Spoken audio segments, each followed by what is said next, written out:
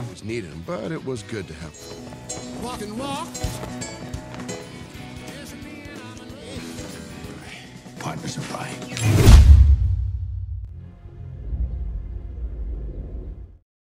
Di awal film kita diperlihatkan seorang terdakwa atas tuduhan penipuan cek yang bernama Gilbert. Gilbert dijatuhi hukuman selama 18 bulan di lembaga pemasyarakatan Saint Joseph. I hereby sentence you to 18 months at the St. Joseph's Correctional Facility. Yeah. Suatu hari Gilbert yang lagi menjalani masa tahanannya memutuskan untuk kabur melarikan diri di tengah teriknya matahari. Bahkan Gilbert nekat menaiki sebuah mobil pengangkut sayur untuk bisa kabur ke wilayah lain.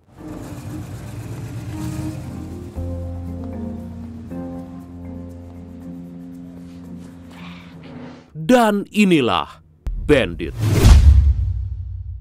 Oh iya Brad, jadi kami ada bisa dibilang segmen kali ya, segmen baru gitu. Jadi namanya itu Tisam, titip salam. Wah hebat ya, iya dong hebat. Jadi saya mau bacain salam-salam dari kalian buat orang-orang atau mungkin kerabat-kerabat kalian yang kalian cintai dan sayangi ya. Aduh, nah kayak yang dari Bradku yang satu ini. Brad titip salam buat anak-anak Jiwakarsa Banjarsari Ciamis. Semoga semuanya selalu sehat dan jangan lupa ngopi. Dah gitu aja Brad, hehe, dari Jay. Oke Jay, thank you. Lanjut.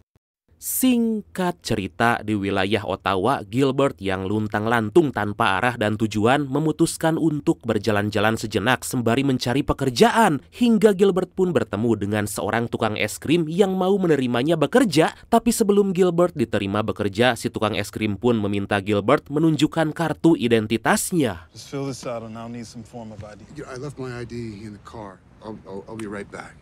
Menyadari kalau KTP-nya masih di kantor polisi, Gilbert memutuskan membeli kartu identitas milik seorang pengemis di sana bernama Robert Whiteman dengan hanya $22 aja. Gilbert pun kini mengganti namanya menjadi Robert Whiteman dan memulai pekerjaannya menjadi tukang es krim.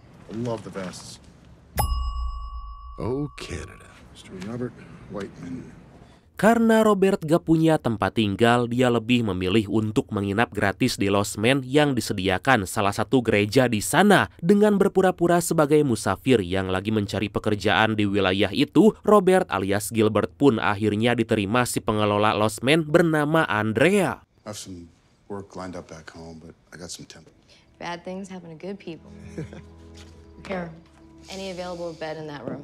Hari demi hari Robert jalani dengan penuh kebahagiaan meski barang jualannya gak laku dan malah dia makan sendiri. Karena Robert sering kali pulang saat gereja udah tutup, Andrea juga sering memperingati Robert agar dia pulang tepat waktu. Come on. Okay, there we go. Perfect. Is it the best? Okay, thank you. Have a good day. Thank you so much. Want to keep the change? Please. Sampai di suatu hari sangat disayangkan, perusahaan es krim tempatnya bekerja memutuskan untuk memberhentikan para karyawan es krim yang memakai sepeda. Hal itu pun tentu membuat Robert begitu kesal karena dia gak punya pekerjaan lagi. What do you mean? So you're not gonna pay me? Oh my God, come on. Same thing I'm doing. Well, I mean, what am I supposed to do now? Fucking best. Fuck you, Jerry.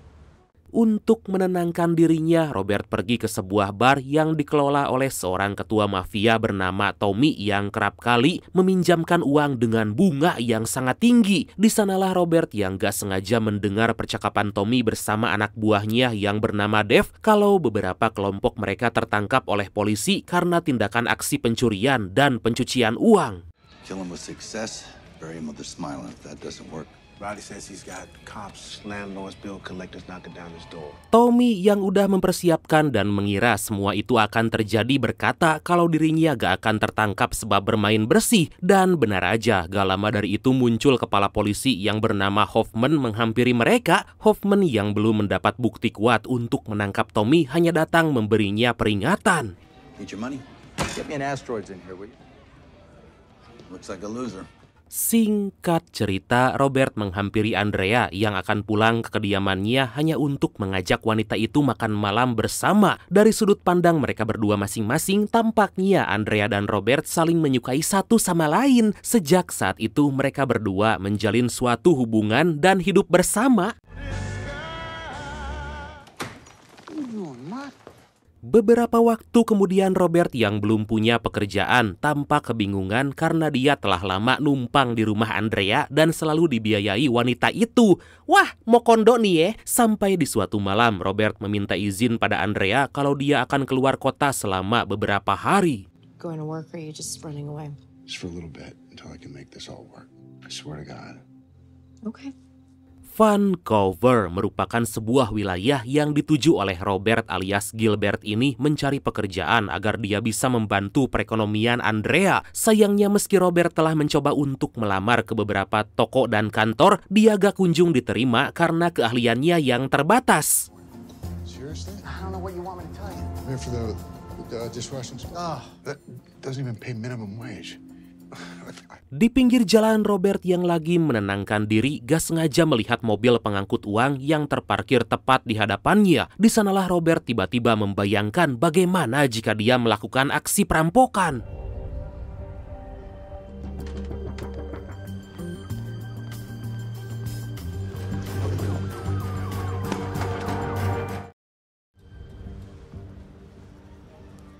Tapi tampaknya itu terlalu beresiko karena tentu aja dia agak bisa kabur begitu aja setelah merampok sebuah mobil pengangkut uang. Daripada mikir yang aneh-aneh, Robert memilih untuk menghubungi Andrea dan menanyakan kabarnya. Sebetulnya Andrea sendiri gak masalah Robert mau bekerja atau enggak karena Andrea masih bisa mencukupi kehidupan mereka dengan mengelola gereja. Where are you? Vancouver. Then come home. Realizing that this is probably the longest week of my life.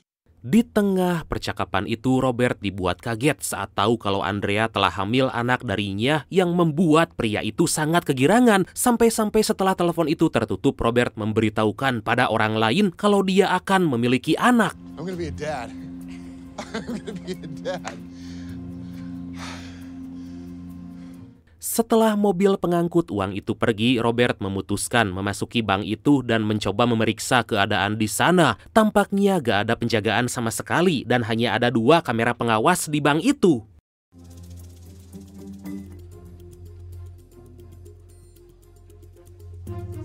Agar identitasnya gak terbongkar, Robert memasuki sebuah toko sewa pakaian yang untungnya dikira oleh sepemilik toko kalau Robert adalah seorang aktor. Dengan begitu, Robert langsung menitipkan kartu identitasnya sekaligus menyewa pakaian dan beberapa perlengkapan. Trying to go in character. Starving actor. An audition for a play. Give you my ID and then bring it back after I'm done. Dengan berlaga menjadi seorang detektif, Robert memasuki bank meminta teller bank agar mengantarkannya pada si manajer. Atas informasi yang disampaikan oleh si manajer, Robert jadi tahu kalau bank itu gak pernah dirampok. Ditambah lagi ada sebuah tombol kecil yang terdapat di meja teller guna membunyikan sebuah alarm. Setelah itu Robert pergi ke ruangan kontrol untuk memantau situasi di sana sekaligus diam-diam membawa sebuah daftar karyawan bank. Thank you. Merci. Ternyata itu semua Robert lakukan agar dia bisa menghubungi langsung beberapa penjaga yang akan masuk esok hari. Dengan berpura-pura sebagai direktur dari bank itu, Robert berhasil membuat beberapa penjaga gak masuk kerja. Enchanté, it's me, Michel Donnefoy-List.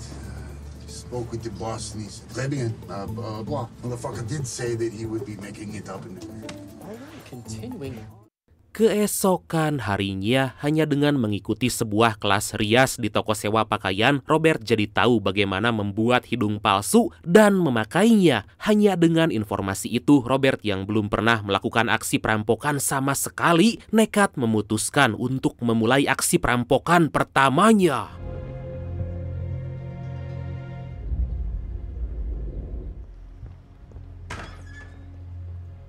Hello. Hi, Jessica, how are you? Dengan sebuah kertas bertuliskan jangan berteriak, jangan membunyikan alarm, dan serahkan semua uangmu, Robert berhasil membuat si teller ketakutan, apalagi saat Robert mengacungkan tangannya dalam saku seakan-akan dia lagi memegang senjata. You'll be safe then, if you're cool now. Okay? Setelah menyerahkan semua uang yang diminta Robert, si teller malah bertanya apakah dia punya kantong untuk memuat semua uang-uang itu. Lah, dan karena Robert gak membawa tas dengan inisiatifnya, si teller malah membantu Robert memasukkan semua uang itu ke dalam tas dari bank. Aduh, baik sekali. You hold it. Sometimes these things don't. You got it.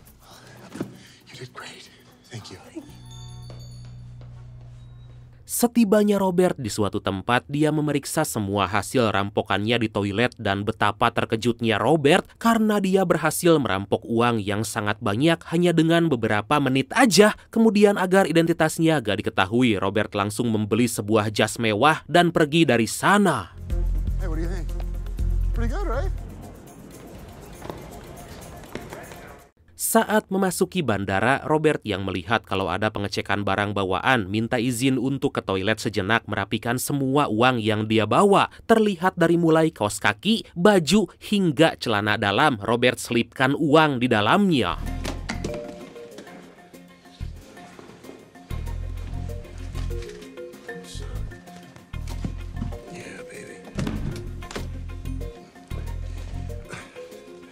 Di pintu pengecekan, Robert yang akan memasukkan kopernya diberitahu oleh para pekerja di sana kalau Robert yang menggunakan maskapai penerbangan domestik gak perlu melakukan pengecekan.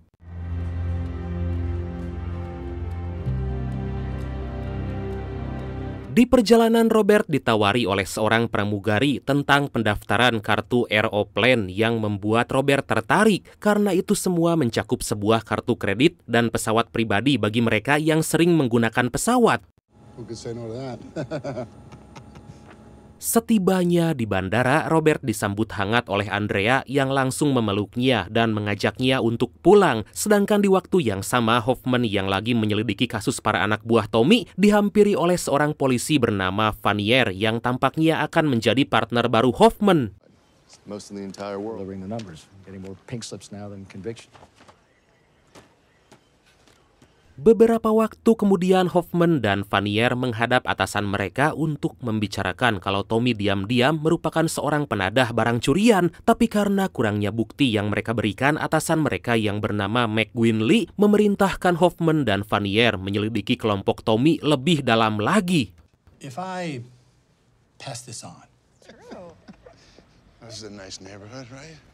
Scene pun kembali ke Robert yang mengaku sebagai pengusaha. Robert yang baru pulang langsung membelikan Andrea sebuah rumah. Melihat kesungguhan dari Robert, Andrea pun sangat bahagia karena dia belum pernah memiliki rumah sebagus itu. What exactly are you doing? So I'll be going into businesses and assessing their weaknesses. Pada musim semi 1986, Robert yang ketagihan dalam merampok memutuskan berjalan-jalan di depan bank sembari memantau situasi. Terdapat beberapa bank di hadapan Robert yang saat ini sepertinya cukup mudah untuk dirampok.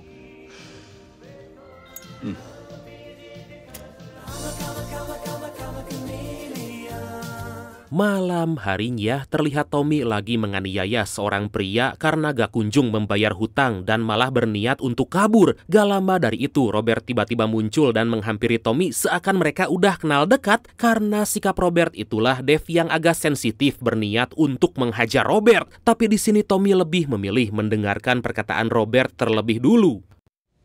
I want to show you something. You're a narc, yeah? Ternyata maksud Robert ke sana hanya untuk mengajak Tommy bekerja sama sekaligus meminjam uang. Karena Tommy butuh jaminan, di sini Robert menunjukkan kalau dia bisa merampok bank yang terletak di seberang bar Tommy hanya dalam waktu 3 menit aja. Tommy yang tentu gak percaya pun sontak menyuruh Robert untuk melakukan aksinya. I got 2. Hey, don't come back in the front door. Secara menakjubkan, Robert yang udah pro kemudian mengganti pakaiannya di balik toilet umum dan memasuki bank menggunakan penyamarannya. Ternyata perkataan Robert bisa dibuktikan di mana dia berhasil merampok bank hanya dalam kurun waktu kurang dari 3 menit. Fuck. Happy New Year! Atas semua yang dilakukan Robert, Tommy menjadi percaya padanya dan mau bekerja sama. Meski mereka baru kenal, tapi Tommy yang udah tahu jati diri Robert mau menampung semua uang hasil pencurian Robert dan malah mengusulkan beberapa orang anak buahnya jika Robert membutuhkan bantuan sekaligus meminjamkannya uang. Partners are right. Hari demi hari, kota demi kota, Robert mulai menjalankan aksinya dan sesekali menggunakan penerbangan pribadi. Hanya dengan selembaran kertas dan kata-kata lucu, Robert bisa menggondol jutaan dolar dari beberapa bank.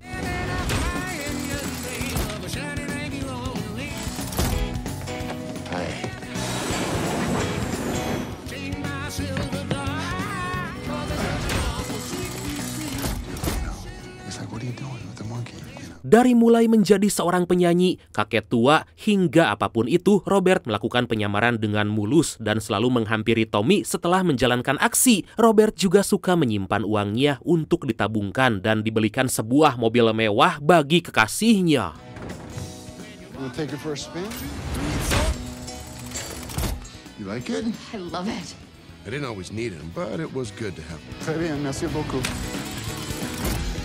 Aksi Robert ternyata gak cukup sampai di situ karena Robert juga pernah menjalankan aksinya di luar negeri hanya menggunakan sebuah tulisan bahasa asing yang ditulis seorang temannya. Dengan begitu, lagi dan lagi Robert berhasil merampok puluhan bank dengan mudah.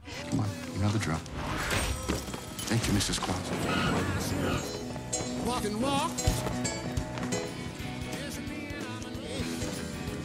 Kabar tentang aksi perampokan Robert pun mulai menyebar luas ke seluruh negeri karena dia selalu berhasil dan selalu menggunakan secari kertas. Dan hal itu membuat Tommy sangat bangga karena partner barunya itu bisa membuatnya untung besar. Jadi gini Brad, si Robert itu kenapa dia butuh Tommy? Karena dia butuh backingan lah gitu. Dan dulu waktu dia mau mulai merampok lagi kan dia butuh modal. Jadi dia ngajak Tommy kerjasama biar ada backingan sekaligus kalau ada apa-apa nggak susah gitu loh.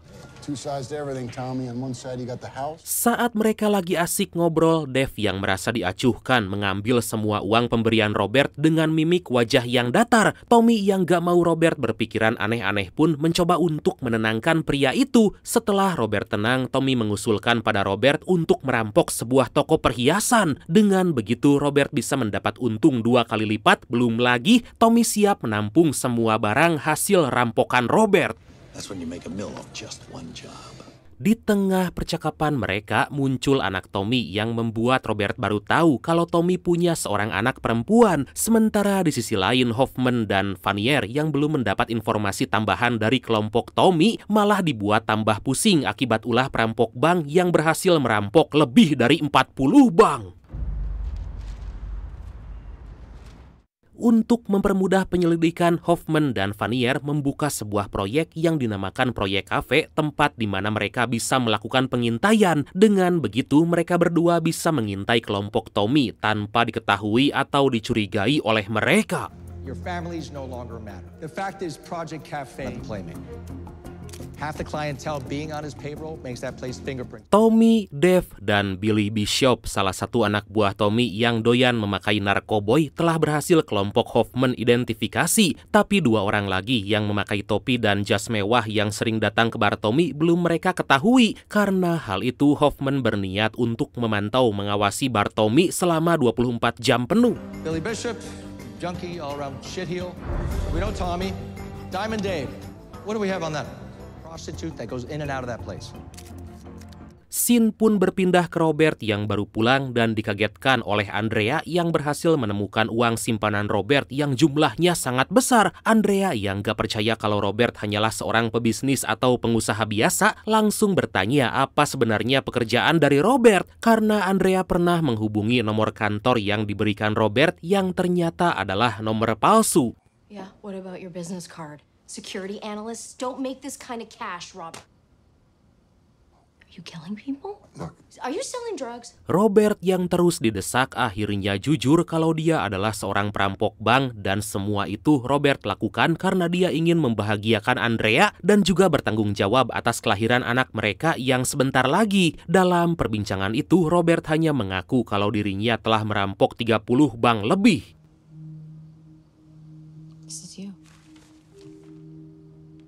Atas semua pernyataan tersebut demi memastikan perkataan kekasihnya itu, Andrea minta Robert untuk membuktikan ucapannya. Di sebuah bank yang terletak cukup jauh dari kediaman mereka, Robert meminta Andrea agar diam aja saat dia mulai memasuki bank. Lah kenapa harus dibuktiin sih? Kan jadi ngerampok lagi si Robert. Sulit dimengerti, semoga kau BAB besi.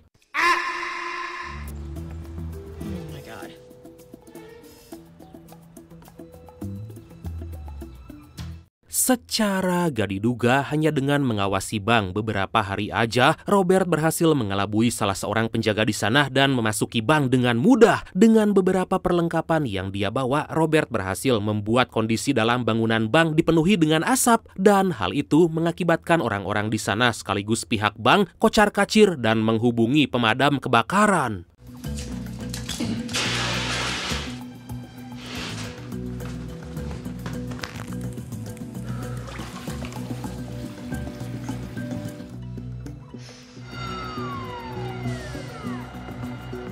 Gak lama kemudian Andrea dihampiri seorang petugas pemadam kebakaran yang ternyata adalah Robert yang berhasil menjalankan aksinya dan melakukan penyamaran. Atas apa yang dilakukan Robert barusan, Andrea menjadi percaya kalau kekasihnya itu adalah seorang perampok profesional. So much going on. I didn't know where you were. That means I did my job. This is wild. Yeah, I know, baby. Look, I know. Beberapa waktu kemudian saat makan bersama, Andrea menyuruh Robert agar berhenti setelah anak mereka lahir. Mendengar permintaan dari Andrea, Robert pun berjanji kalau dia akan berhenti total setelah anak mereka lahir. Melihat kalau Andrea benar-benar menerima apa adanya dia, Robert pun langsung melamar Andrea. Will you marry me? Yes. Keesokan harinya, Hoffman dan Vanier yang masih mengawasi Bartomy dibuat kesal oleh identitas dua orang yang belum mereka ketahui. Melihat orang itu memasuki bar, Hoffman pun berinisiatif untuk masuk mengecek siapakah orang itu, karena mobil yang mereka berdua pakai sama-sama atas nama seorang wanita yang gak lain adalah Andrea. The fuck is with that? Hey, detective, you finally here to throw down that warrant? Saat Hoffman memasuki toilet, dia akhirnya bertemu dengan Robert yang baru mengganti pakaian dan mengganti wajah palsunya. Sayangnya aksi Robert barusan diketahui oleh Hoffman karena serpihan kecil dari wajah palsu Robert yang masih menempel di hidungnya. Yep, okay, sure. You take care. Changing every day, that's on that album too, right? Sekembalinya ke dalam mobil, Hoffman mengatakan pada Vanier kalau dua orang yang mereka selidiki adalah orang yang sama. Di sini mereka berdua pun belum tahu maksud dari Robert yang seringkali menggunakan wajah palsu. He's got fake skin and a wig and a whole thing. Why? I don't know why. Hingga di tengah malam, Hoffman yang lagi tertidur pulas dihubungi oleh Vanier yang menyuruhnya agar segera datang ke kantor. Ternyata Dave yang gak suka kalau bosnya terlalu dekat dengan Robert malah menjadi cepu menjelaskan siapakah Robert yang sebenarnya. Mengetahui kalau Robert adalah seorang perampok dan akan melakukan aksi perampokan, keesokan harinya Hoffman langsung mengerahkan pasukan ke tempat yang diberitahu oleh Dave. Pertama-tama Hoffman pergi ke sebuah toko sewa pakaian yang selalu didatangi oleh Robert dan sepertinya pemilik toko di sana gak tahu apa-apa dan hanya menganggap kalau Robert adalah seorang aktor yang lagi naik daun. Hoffman yang udah greget dengan Robert pun memasuki ruangan salah seorang petinggi kepolisian agar diizinkan menambah pasukan dan menangkap Robert yang akan melakukan aksi perampokan. Can you help or not? Di sisi lain, terlihat Robert kini akan menjalankan aksinya berdua dengan Billy yang tampaknya sangat tegang sebab hari itu Billy belum menghisap narkoboy. Agar aksi mereka berjalan dengan lancar, Robert pun mencoba untuk menenangkan Billy. I know what the fuck I'm doing. I need a bump. Berjam-jam telah berlalu, Hoffman bersama beberapa anggotanya gak menemukan pergerakan dari Robert karena ternyata Robert dan Billy kini berada di sebuah toko perhiasan lagi berpura-pura membetulkan kamera pengawas yang sebenarnya mereka rusak. Di luar toko itu, Hoffman melihat pengantar tanaman yang tiba-tiba menaruh beberapa tanaman di depan toko. What is this? 4 palms for delivery? We got anybody posted at the mall? Ternyata itu adalah rencana jenius dari Robert yang langsung mengancam si pemilik toko agar menyerahkan semua perhiasan mereka. Karena si pemilik toko begitu keras kepala, Billy pun terpaksa harus menodongkan senjatanya, membuat si pemilik toko seketika langsung kicep dan mau menuruti permintaan mereka. Come on.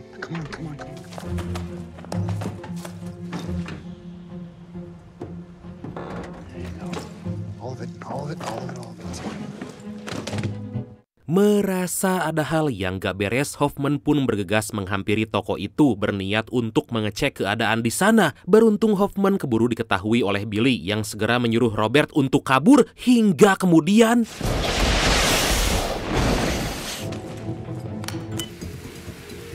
Sayangnya karena aksi mereka itu, Billy yang teledor malah menjatuhkan senjatanya tanpa disadari oleh dirinya sendiri. Agar mereka bisa lolos, Robert membawa Billy ke sebuah mall besar dan menyuruhnya agar berjalan dan berbaur sama seperti orang-orang. Gak lama dari itu, Hoffman yang baru tiba di sana lagi dan lagi kehilangan jejak mereka.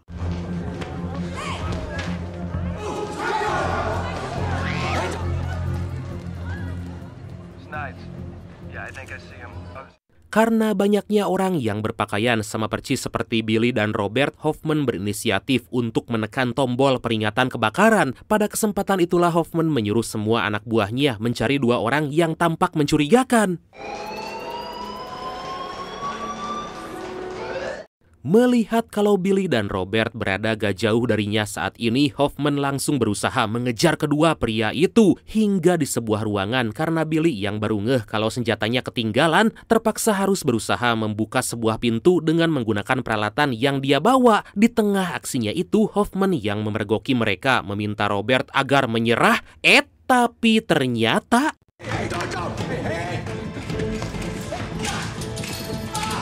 Setelah sekian lama melakukan aksi kejar-kejaran, Robert dan Billy akhirnya bisa terbebas dari kejaran Hoffman. Menyadari identitas mereka udah terbongkar, Robert segera menghubungi Andrea, menyuruhnya agar segera berkemas karena Robert udah menyiapkan sebuah tiket khusus bagi mereka berbulan madu. Pack your bags, baby. Check the top dresser drawer. No. All right. I gotta go. I'll see you. Don't forget to pack your sandals. Kemudian Robert menyuruh Billy agar pergi menggunakan kereta bawah tanah dan bertemu di titik penjemputan. 2 jam kemudian saat Robert baru sampai di rumahnya, dia terkejut melihat ketuban Andrea yang pecah. Robert yang tentu khawatir dengan kondisi kandungan Andrea pun membawanya ke rumah sakit dan setibanya di sana terlihat Robert yang panik dan ketar-ketir menunggu lahiran Andrea yang membuat Andrea begitu kesal. Oh my God. Get out of there! Robert, woman up! Okay. I saw the head. Akhirnya setelah sekian lama berjuang, Robert dan Andrea punya anak perempuan cantik yang sangat mereka idam-idamkan. Dengan begitu janji Robert untuk berhenti melakukan aksi perampokan harus dia penuhi.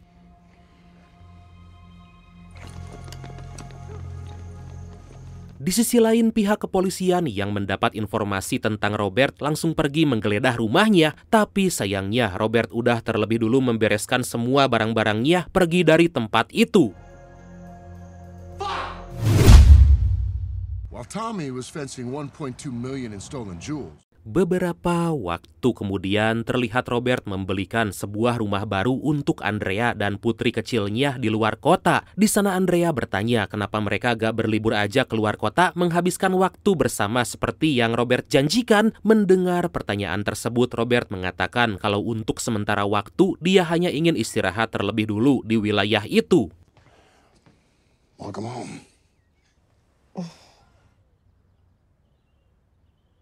18 bulan kemudian, Robert tiba-tiba dihampiri oleh Tommy yang udah lama gak bertemu dengan Robert. Pada kesempatan itulah, mengetahui Robert udah gak melakukan aksi perampokan, Tommy meminta Robert agar melakukan aksi perampokan lagi. It doesn't matter whether you're rich or poor. Probably because they never had much of anything at all. Setelah kepergian Tommy, Robert pun teringat dengan kata-kata Tommy dan melihat isi dari berangkas simpanannya yang semakin menipis. Atas hal itu, Robert pun minta izin pada Andrea untuk kembali melakukan aksi perampokan. I gotta do just one more. No. Tentu aja Andrea yang gak mau Robert menjadi perampok lagi gak memperbolehkan Robert untuk melakukan aksi perampokan. Demi masa depan keluarganya, Robert pun berpura-pura pada Andrea kalau dia ada panggilan dari keluarganya untuk pergi bekerja di luar kota. Good afternoon, ma'am. Would you open up those drawers, please, and thank. Put the money in the briefcase, please. Other drawer, please. Everything's gonna be okay. I'm not gonna hurt you. Yap, seperti yang kita perkirakan, Robert yang baru tiba di lokasi langsung beraksi merampok sebuah bank dan mendapatkan uang yang sangat banyak. Tanpa Robert sadari, setelah kepergian Robert, Hoffman yang udah lama memantau pergerakan Robert berhasil memergoki aksinya dan segera mengerahkan pasukan.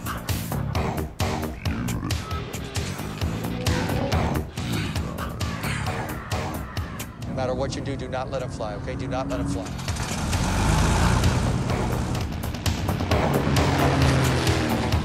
Hingga sekembalinya Robert ke bandara bertemu dengan anak dan istrinya, para polisi pasukan Hoffman berhasil mengepung Robert. Dengan begitu, Robert yang sejak lama menjadi buronan pihak kepolisian akhirnya berhasil ditangkap.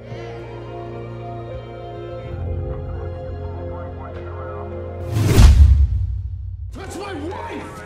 God damn it! Di kantor polisi, Hoffman yang baru tahu kalau identitas Robert adalah Gilbert memuji Robert sebab dia bisa memalsukan atau menyembunyikan identitasnya selama beberapa tahun lamanya. Berbeda dengan Hoffman, Andrea yang sangat kecewa karena Robert terus-menerus ngabohong, meminta Robert menjelaskan apa aja yang belum dia ketahui. Mendengar pertanyaan itu, Robert mengatakan kalau dia sebenarnya adalah seorang tahanan yang kabur dan mengganti identitasnya. Hingga suatu hari, Robert menemukan pujaan hatinya, yaitu Andrea yang sampai kapanpun akan tetap dia sayangi. I don't run. You know what? I'm not like you, Robert. Atas semua tuduhan yang berlaku, Robert dijatuhi hukuman kurang lebih 20 tahun penjara, sementara Tommy gak ditangkap sebab Robert mengatakan kalau dia melakukan aksi perampokan hanya seorang diri dengan wajah datar dan watados alias wajah tanpa dosa. Sampai detik ini, Robert masih memegang sebuah rekor perampokan berturut-turut sepanjang wilayah Kanada. Dan akhirnya, film ini pun I don't have any money. tamat.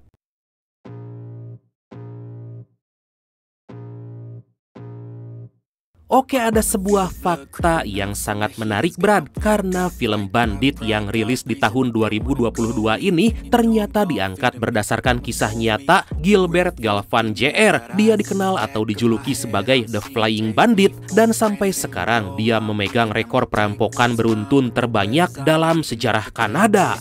Nah, itu dia, Brad, sumbernya dari Wikipedia ya. Oke, dan pesan yang bisa kita ambil dari film kali ini adalah sifat tamak atau serakah lambat laun pasti akan membawa bencana bagi kehidupanmu. Oke, Bradku, makasih banyak udah nonton sampai akhir. Seperti biasa, mohon maaf karena masih banyak kekurangan. Semoga kalian dan keluarga sehat selalu. Salam sukses, salam santuy, dan see you next time. Bye-bye. Got too little time, I'ma live up. Head down, push forward through the tough times. 'Cause anything worth doing is a tough time. 'Cause I'ma live life for the fight, yeah, I'm here to get it. I got drive, got sight, always have a vision. I go by at night, I be in my feelings. I'ma be fine, need time, and I'll soon be winning. I live life for the fight, yeah, I'm here to get it. I got drive, got sight, always have a vision. I go by at night, I be in my feelings. I'ma be fine, need time, and I'll soon be winning. I can feel the blood creeping up from the heathens. Got will, got fight.